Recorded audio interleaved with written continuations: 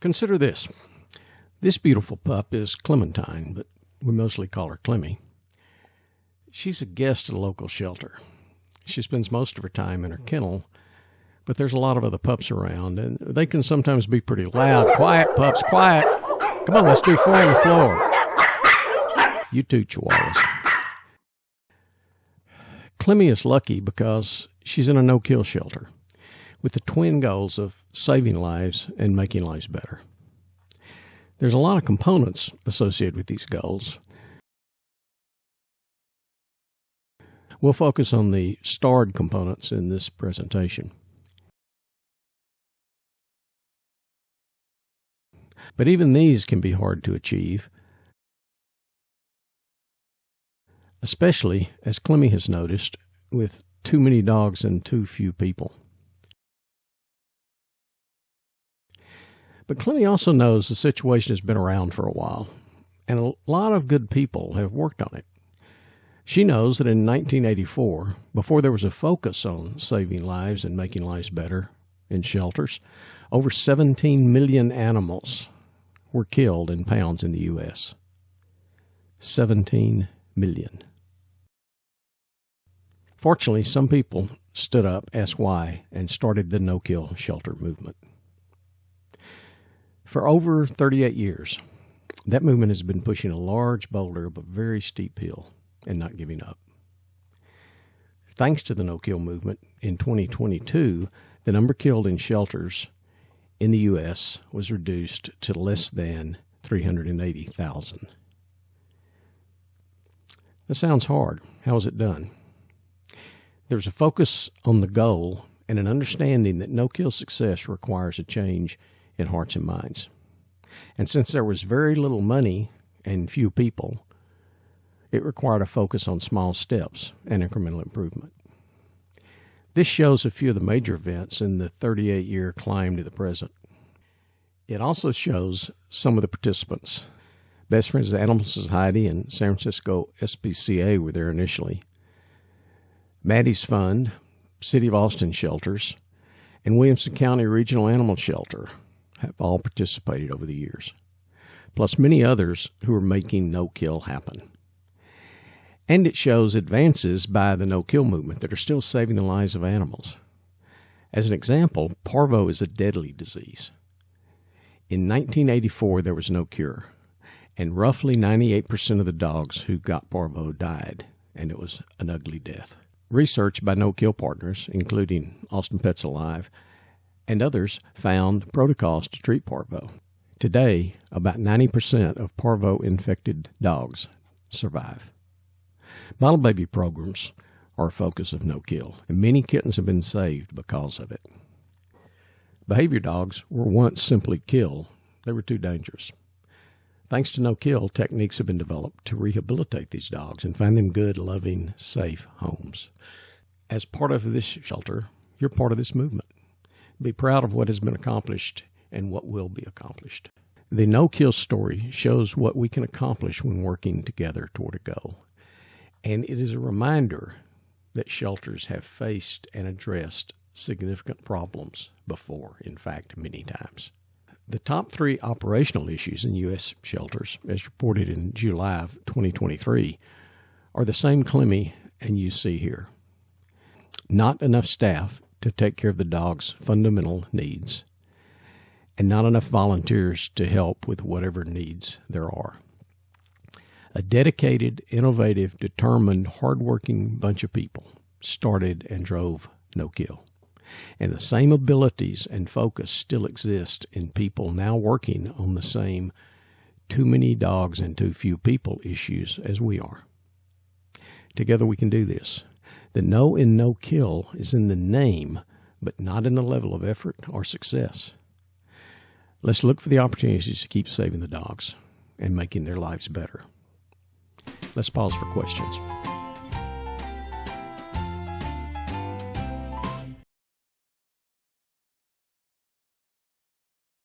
We left things with the realization that saving animals is often a pushing boulders up mountains challenge, and with some optimism that history says we can overcome the problems, save more lives, and make those lives better. Now let's talk about making things better for the dogs and the people here in this shelter. Returning to Clemmie's needs, a clean, safe kennel and time out of the kennel are important to her. Consider the daily circumstances of the dogs, the cleaners, and the walkers. The needs of the dogs create another mountain for the people to scale every day. The signs on this mountain are only a partial list of some of the time-consuming tasks that must be done, each with goals that can collide and create frustration for the cleaners and walkers. A simple frustration is that the kennel is being cleaned, but not ready when a dog returns from a walk. The cleaner or walker has to find a place to put the dog. Sanitation of the kennels is important, and some days the kennels only get a partial clean because of time. A dog can be left in a meet and greet yard or a meet and greet room for too long. And tools missing and or broken are always an issue. A big frustration for everyone are the O's and checks on the whiteboards. Clemmie needs a clean room, fresh water, and a walk. What if we directly addressed Clemmie's needs and people's frustrations with staff and volunteers working as a team? What if we focused on cooperation and communication? What if we used new tools and techniques to make the task easier? Let's consider working together as a team. This shows the standard tasks and flow for staff cleaning the kennels and volunteers walking the dogs. This diagram changes the roles by having team members who are working based on what needs to be done, not their staff or volunteer title. This creates a team committed to work together to both clean the kennels and walk the dogs. The goals are the best cleaning possible, the most dogs walked, and frequent checks for water, poop and scoop, and so on. Team clean walk, people doing what the dogs need. A key to the team is synchronization and communication. Where are the people and dogs now, and what will they be doing next? Another key is understanding the tasks needing to be done and staying on a path that gets them done. Say there are 10 tasks that need to be completed. The length of the colored line indicates the time it takes. Stacking the tasks should get you to the goal. But if interruptions and other issues knock you off the path, even if you're spending the same amount of time or even more time, you're falling short of the goal. Using this thought process, you can see how not working together as a team in cleaning and walking dogs creates frustration and does not accomplish the goals. The third component of the team clean walk approach is new tools and techniques. Replacing the old, often broken pressure spray system with a newer foaming system is step one. Lightweight hoses and quick disconnects make a significant difference in ease of use. Teamwork, communication, and the use of new tools are all enhanced with the new technique referred to as parking spaces. Parking spaces are half-run kennels used for a dog when their kennel is being cleaned. Moving the dogs from their kennels and keeping up with where they are is time-consuming and a source of frustration.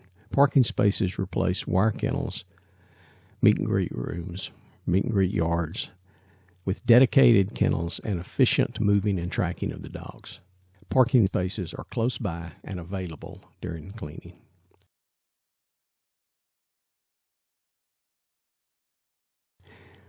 They're created before cleaning starts in a selection of kennels that are empty, house a single dog in a full run, or house paired dogs in a full run. An important point is that when a room is being cleaned, all dog walkers need to use the parking spaces for the dogs taken from or returned to the room. Let's look at how parking works. This is an example of dogs in kennels. The black rectangles indicate closed guillotine doors. Now let's move Guitar to clean his kennel. This shows our options. He can go to a meet and greet yard, be placed in a crate, go to a meet and greet room, or be taken on a walk. The preferred path is a walk. This shows the same kennels and dogs after 4 kennels were set up as parking spaces. The red blocks indicate closed guillotine doors. Kennel 1 was shared by paired dogs Sadie, and Jones. They were moved to the B side to create a parking space on the A side. Sasha, Don Juan, and Zeus all had a full kennel. Each was moved to the B side to create 3 more parking spaces. This shows how much more convenient it is to move Guitar and clean his kennel with parking spaces.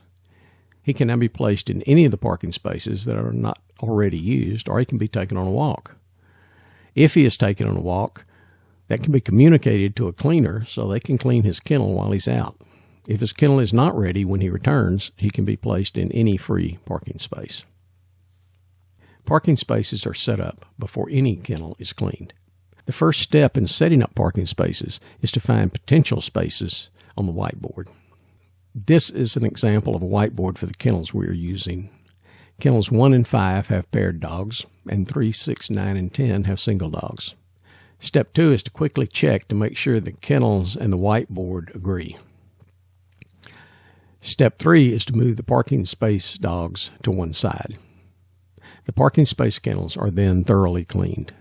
The final step is to mark the parking spaces on a new small board used to track today's parking spaces and the occupants of the spaces. This shows the kennel setup and the updated today's parking spaces board. This shows today's parking spaces after Guitar and Butch have been parked. Make sure they're erased from this board when they're taken back to their kennel. For all walkers who are not also working in a team clean walk group, it's important again to know and follow the protocols for walking dogs in the room during cleaning. This illustrates the difference. If Bruce is being walked from or to a room that is not being cleaned, nothing changes. This is shown in the green block. Write him down, walk him, return him to his kennel. A note here is that writing a time down for Bruce before you take him out is more important now than it has been previously. When the room is being cleaned, that can provide clues to where Bruce is. When a room is being cleaned, it's important to make sure the team knows where Bruce is. The instructions in red indicate to key off the today's parking board and to communicate with the team. Detailed instruction sheets are available covering step-by-step instructions for cleaning using rescue concentrate and a few tips. This is a quick flip through a few of those sheets.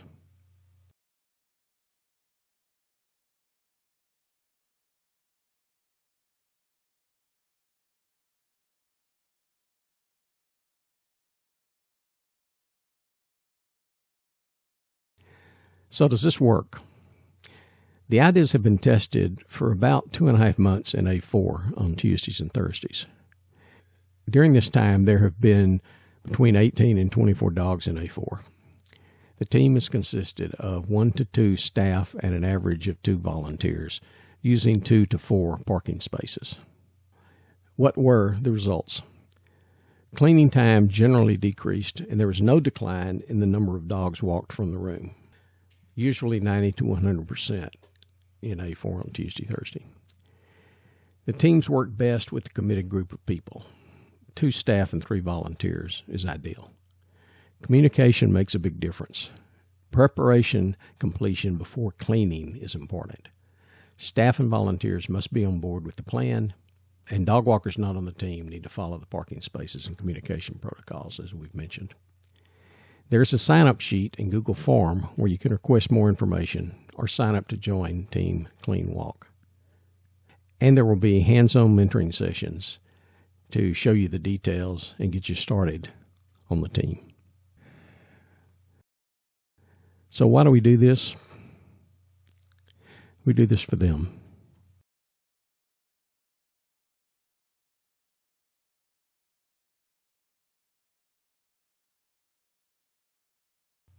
Are there any questions?